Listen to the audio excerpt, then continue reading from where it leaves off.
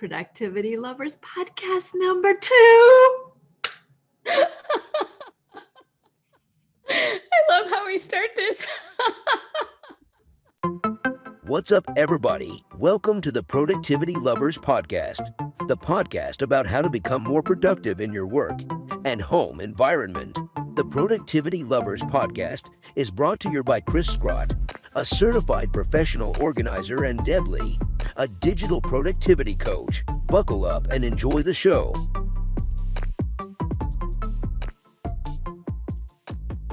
Hi, Deb. Hello, Chris. How's it going? It's going good. Doing good. Always great to see you. You know that. It is always good to see you. And I am super excited that we're talking about Inbox Zero today. Yes, you know how I feel about Inbox Zero. Oh, I have one word for Inbox Zero. I have one F word for Inbox Zero. Forget about it. I love that F word. I think I think it was more than one word. Yeah, that was more than one word for sure. Probably. But you know what? You could just go the Italian way. I'm half Italian. Forget about it. It's one word. You're right about that. I think you and I talked about this in my free Training Friday class. We did. And it was interesting because I didn't know how aligned we were on the Inbox Zero idea. So tell me your thoughts on Inbox Zero. My one word is ridiculous. Ridiculous. I like that too. Ridiculous. Okay, for those of you who love Inbox Zero, I mean nothing bad when I say that. If it works for you, and it helps you to get work done, it's your preparation, sort of, you know how we reset our desk at night before we end the day. Mm-hmm. You know, we get it ready, we organize it, we clean it, and then we get ready, you know, we put out the papers we need and the forms we need, and we pull up the files we need for the next day. We're preparing. So if you're using Inbox Zero for that purpose, or Inbox 5 or Inbox 25, whatever number you choose, and it works for you and you're not wasting time, you're not using it as a procrastination tool, then I'm sure it's lovely. But personally, for me, it is ridiculous for me and not the best use of my time, because when I am in my inbox, I'm there to send an email or to find one.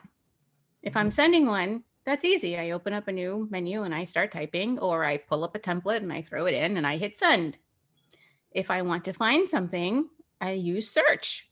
So Inbox Zero is for organization and the deletion of messages and the categorization of messages. I don't use my inbox. I don't need my inbox to be organized in that way. No. I don't want it to be filled with junk and spam, but I also don't want to spend 20 minutes looking for something, or I don't want to spend 20 minutes organizing or even 30 minutes organizing when all I need to do is put in a keyword and search for what I want. So are you saying that you have like thousands of messages in your inbox? I might be saying that. Are you willing to tell us how many emails you have in your inbox? I will tell you that it is definitely in the thousands somewhere. Okay. Because I don't have my badge on, but I do not actively sit down and have an Inbox Zero session. Yeah. That doesn't mean that I won't unsubscribe to things. That doesn't mean that I won't delete and archive as I go through my day, but I am not blocking out dedicated time to achieve Inbox Zero on a regular basis. That's not my goal. Yeah, I don't think I remembered the last time there was it must have been, I think I remember it when I first started organizing Maniacs, you know, when you first set your email. Wow. And you actually go there several times to see if you have any new email. That was the last time I remember it being to zero, because nobody knew my email address. So therefore I didn't have any. I was talking to a client the other day and he was saying he has a new job and he was like, I just love the amount of emails I get every day, because he was like, nobody really knows me. I'm still getting to know my job. And he's like, every day I get this manageable amount of emails and I just love it. And I was like, yeah, that was the last time my inbox was zero too. It was like when I started organizing. So I am probably a little more extreme than you. Okay. Because I have a lot of folders. Okay. Are you using Gmail? I'm using Gmail, yes. Okay. So I also have different email addresses for different purposes. Yes, so I segregate my level of importance with my email. Okay. So there are some of those accounts that go to inbox 0 regularly just because of the nature of like what they are. But I move a lot of stuff into folders. Just that's how I archive my FYIs, because I was like, oh, I might need this one day, or this is interesting, or this is something I want to, Well, I would love to talk about that. I may need this one day, because we as human beings love that phrase, whether it's with a container, a blouse from 1978, something that someone gave you a long time ago that you don't like, but you really appreciate that they gave it to you, but you hate it. I might use it. I might need it. And yet it sits. Yeah.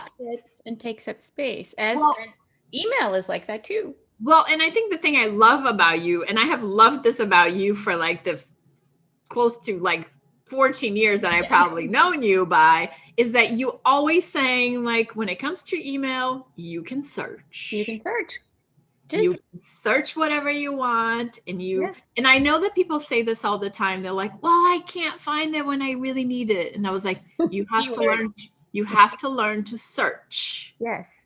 And Gmail is has a very powerful search engine. You can find whatever you need, whether it's by date. I mean, you can get really specific. There are some actual phrases, like specific phrases you can put into search to find exactly what you need in the folder that you need. They don't like using the word folder, but it's a folder, right? So Gmail will also categorize emails for you. They do. Tell Gmail to put it in an update folder, or behind the update tab, or in the promotions tab, or in the primary tab, where you want to see all of those emails coming in directly. So let Gmail or whatever it is that you're using do some of that heavy lifting. But honestly, I just don't know that it's a really good use of time to sit down and spend hours getting to 0 or 10 or 20. I think if we chip away at it a little bit every day, 5 minutes here, 10 minutes there, it's part of maybe your email checking time, then okay. But search, just find it quickly. Yeah. And I think that the last time we had this conversation, because we have talked about this before, you had a couple of, because you're full of technology tools and tactics and like strategies that you help people. And you said something about the snooze button in Gmail. And I was like, I've been using Gmail for a real long time, and I use it in the app. So I wasn't familiar with that. So tell us about that. Okay, so some people love the snooze button, some people don't. I am a lover of the snooze button. Basically, what the snooze button does, it removes an email from your inbox. It's not deleted, it's still there, but it takes it out of your line of sight.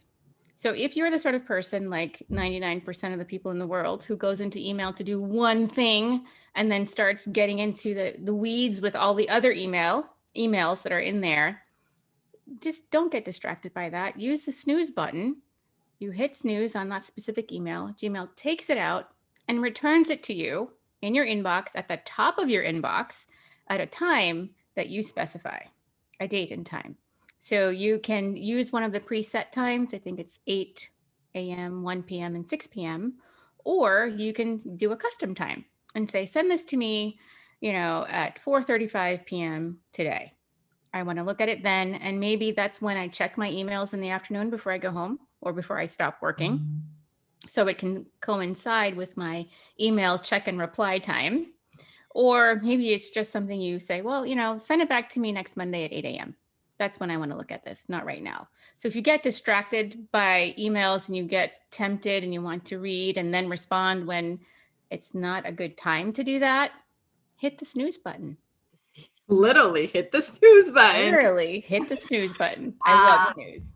What came up for me when you were like talking about the snooze button is that like I do use my inbox. And please don't send me any hate mail. I do use my inbox as it's like my to-do list, right? All of the things that are normally sitting in my inbox. Nails on a chalkboard. I know. So this is a whole other podcast. But like I do use it as a to-do list, right? And sometimes like the to-do is like immediate, and sometimes the to-do is like in a few weeks from now. So I just kind of like, I look through it, I manage it. I mean, unlike you, I'm going to tell you how many emails I have in my inbox right now. All right. It's just because it feels like fair. All right. I know it's definitely more than 1,000 in mine. I have 205 unread emails. Okay. That's because I basically have been away from my emails for the last 6 hours.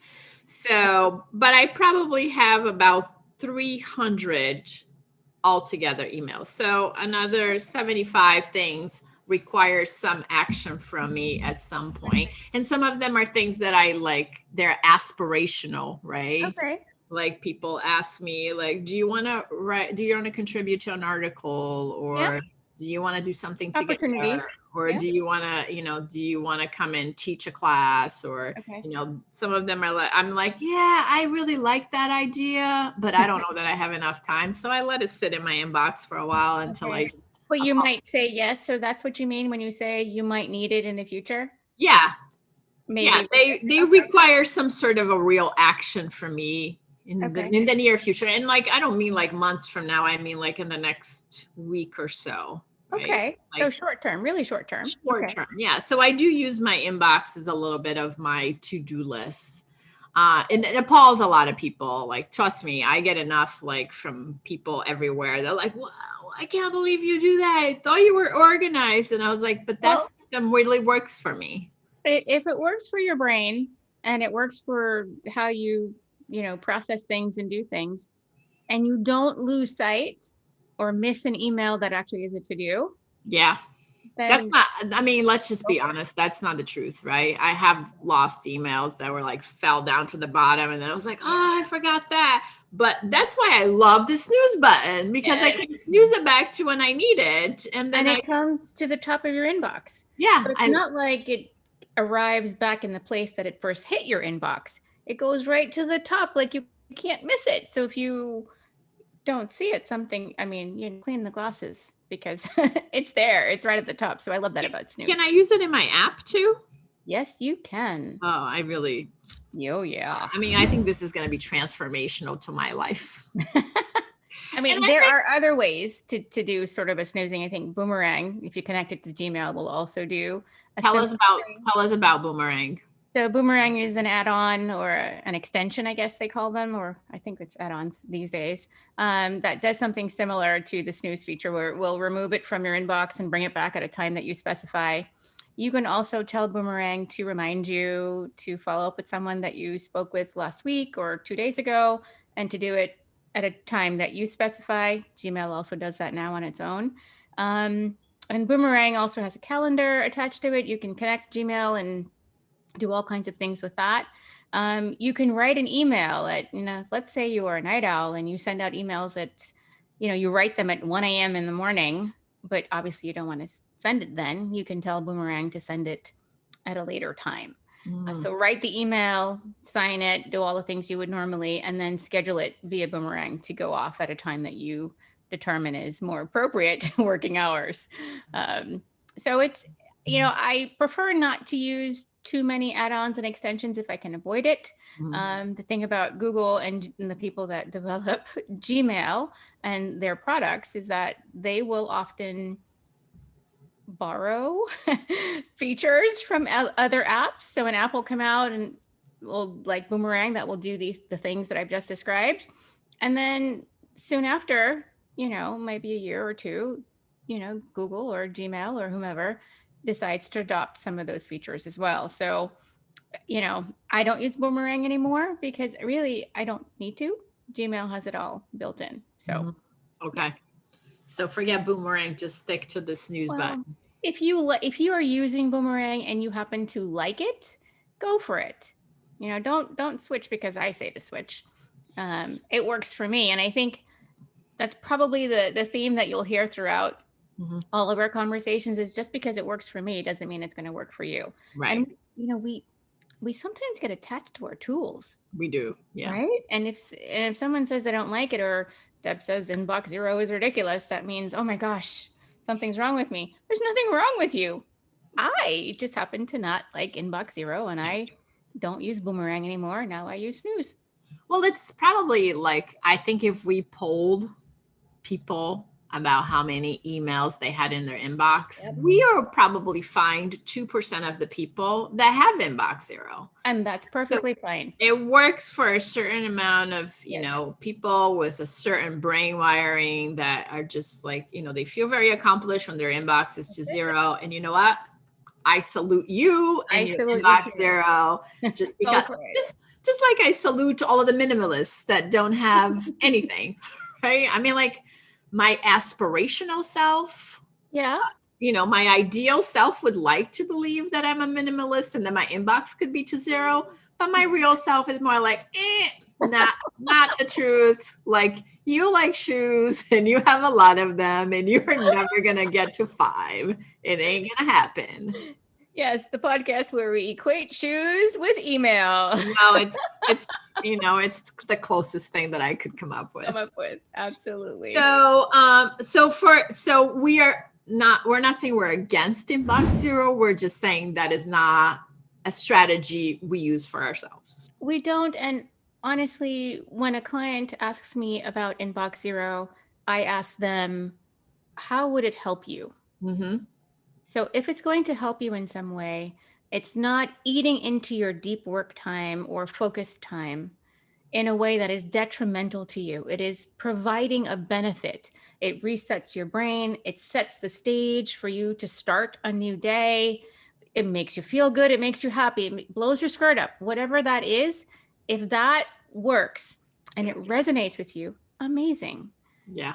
But if I were honest, I would say I'd rather you take that time and put it towards something else, new business idea, improving productivity in some other way. But if that helps your productivity, go for it. Yeah. So what I think of is like, not that long ago, I got a call from somebody asking for that same thing. Like, can I have an inbox zero? And I said, well, how many emails do you have in your inbox? Okay. And they were like over 10,000. Oh. And I can hear how it was important for this person. Like, the more emails they had in their inbox, the more anxious they were getting about their lives. And so I have heard Eric Tivers talk about email bankruptcy. Yes, I was just thinking that. Yeah, just delete. I think it's super funny. And you don't have to delete, right? If you don't feel comfortable. You can archive. Then just create a folder that says like maybe, I don't know, 2020 or before 2021. And like just move everything in there so they are no longer in your inbox. And then you can start fresh. Like, like sometimes I feel like people struggle with the backlog of whatever it is that's keeping them disorganized and unproductive. I was like, you know what, just start today. This is like, it's like weight loss. Like, you can't go back and uneat the brownies you ate. You can't. No, you can't. So you can just like, you can just wake up today and have a couple of smoothies, or wake up tomorrow and have a couple of smoothies. I can see people probably getting anxious, just thinking, but what if there's an email in that folder? Or what if I've deleted everything and now it's an opportunity that I really wanted? Or some special thing is in that inbox. I mean, how do you get over that? I mean, it's sitting there, it's lingering. You'd have to search and sift, perhaps. Yeah. And I think what I'm going to talk like how you would be talking in my head. You'll be like, if you need something that was in the folder, you can search and it will come up, right? Because it's not true. I think like the thing I do love about Gmail is that nothing is ever deleted. You can archive. It doesn't even say delete. It just says archive. So they archive everything. There is a trash bin. And I think after 30 days, everything in trash goes out. It's very rare that I see an email that goes into the trash. I think I would say like 80% of my emails are all archived. Okay. You're right. There are some that they're like spammy looking, and then like the trash can shows up for that. But I think it's the 80-20 rule, right? Like 80% that comes into our inbox, it's things that we actually subscribed for. I think, they have done a really good job and like streamlining the spam so it doesn't come into people's Yep. inbox anymore. And it does give you that unsubscribe feature as well. If you look at Gmail, there will be a little tag next to emails that will say unsubscribe. Or recently, I mean, it's a little creepy, but recently Gmail has been asking me or saying, you haven't opened the email from Cris in 2 months. Would you like to unsubscribe? And usually the answer is yes, but I'm thinking that is so creepy. It's like you're watching me. But you know what? I accept the creepiness if it's going to help me have a cleaner, more organized inbox that I don't have to spend time manually managing and dealing with.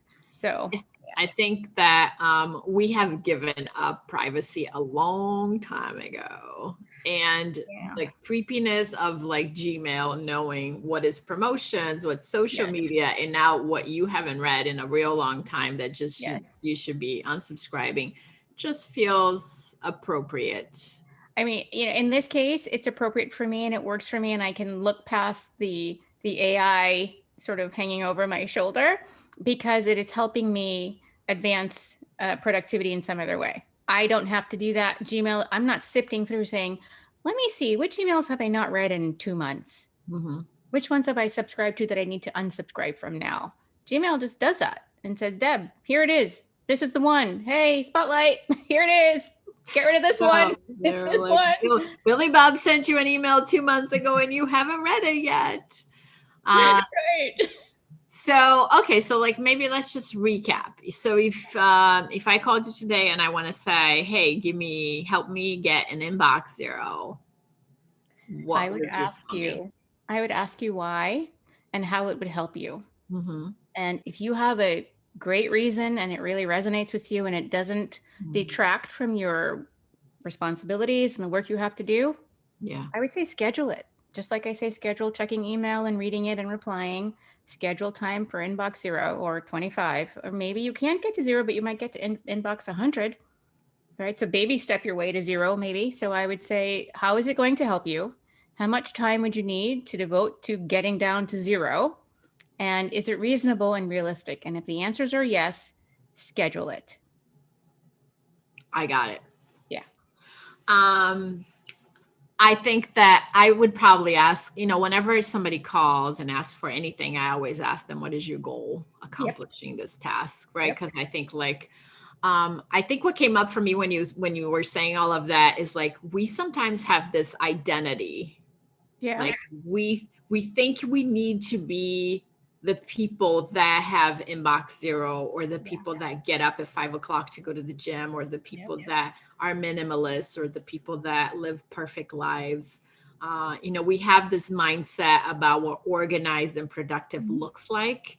And when we're not following that box, I feel like I get this a lot from clients. They feel like there's something wrong with them. And there's nothing wrong with them. No. And I think that's why I love this conversation about inbox 0 when you and I had, because most people would imagine that we had inbox zeros every day. No. Right? And I think the reality is that, it's like, we're busy people, we're doing all kinds of things, and having our inbox with nothing in it at the end of the day, it would literally only last a second. Yeah. And it doesn't float my boat enough. No. It doesn't get me excited enough to do that, to spend the time to do that. It's just, what excites me is finding what I'm looking for. Yeah. I love that. It's all about finding what you need when you need it, people. And quickly. So, no scavenger hunts here. Yeah, no lengthy, let me search behind every nook and cranny. Just keyword. Oh, there it is. There it is. Yeah. That's it. At some point we should talk about subject lines and naming convention, because I think this conversation can be helpful with that. But today, and reply all. Let's talk about reply all, shall we? Not today, but we're going to add these 3 topics to our parking lot, which is a lengthy parking lot. But I think it would be interesting to talk about that, because I have to say I'm guilty of CCing people all the time on things. I did CC someone on Twitter the other day. Yeah. But it was only because it was something I knew she would like. I'm going to give a shout out to Julie Bestry. It was something about reading and how reading rewires your brain. And when I read that, I thought, Julie Bestry. So I shared it because I wanted to share it with the people that I'm with on Twitter. And I specifically called her out because I knew she would really appreciate it. So there is a place for CC. There you go. There is a place for CC. Yes, there is a place. So on that note, I think unless you have any other thoughts about Inbox Zero, we can wrap up today's call. Yeah. And we would love to hear your thoughts on Inbox Zero. Are you using it? Do you agree with us? Do you have a complete other technique that you're using that would be interesting to share? We're going to set up a Q&A, a way to submit your questions for a Q&A. So we're going to answer those questions as part of the podcast as well. So we would love to hear what questions came up for you, what solutions you have, or even if you just thought that we were, completely off base. Even though we're not. No, we're not. Yeah, so find those in the show notes. I'm Cris Sgrott. And I'm Deb Lee. And have an amazing and productive week. See you next time. Bye. Thanks for listening to this episode of the Productivity Lovers podcast. We hope you enjoyed it. Please be sure to subscribe so that you get notified when we upload a new productivity podcast. For more tips and notes from the show, check us out at productivitylovers.com. Talk to you soon.